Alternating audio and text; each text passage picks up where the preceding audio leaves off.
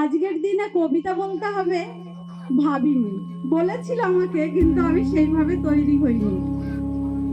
আমি 2014 সালে স্কুলে জয়েন করেছি। তখন থেকে দিদি আমার বড় দিদির মতো সারাক্ষণ আমাদের পাশে থেকেছে, আমাদের ভালোবেসেছে, সব সময় আমাদের সমস্ত আবদার মেনে নিয়েছে। তাই একটা ছোট্ট কবিতা আমি দিদির উদ্দেশ্যে বলছি। কবিগুরু রবীন্দ্রনাথ ঠাকুরের কুয়ার ধারে। তোমার কাছে চাইনি কিছু, জানাইনি মোর নাম। তুমি যখন বিদায় নিলে নীরব রহিলাম। একলা ছিলেন কুয়ার ধারে নিমের ছায়া তলে। কলস নিয়ে সবাই তখন পাড়ায় গেছে চলে। আমার তারা ডেকে গেল, আয় গো বেলা যায়।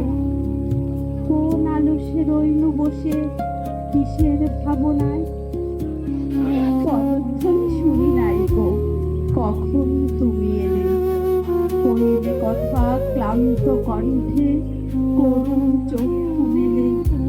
তৃষাকাতর পান্থ আমি, শুনে চমকে উঠে জলের ধারা দিলেন ঢেলে তোমার করপেটে।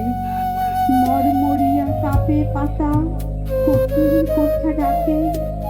বাবলা ফুলের গন্ধ ওঠে পল্লী পথের বাঁকে। তুমি যখন শুধালে নাম, পেলেন বড় লাজ। তোমার মনে থাকার মতো করেছি কোন কাজ। তোমায় দিতে পেরেছিলে একটু তৃষার জল। এই কথাটি আমার মনে রহিল সম্বল।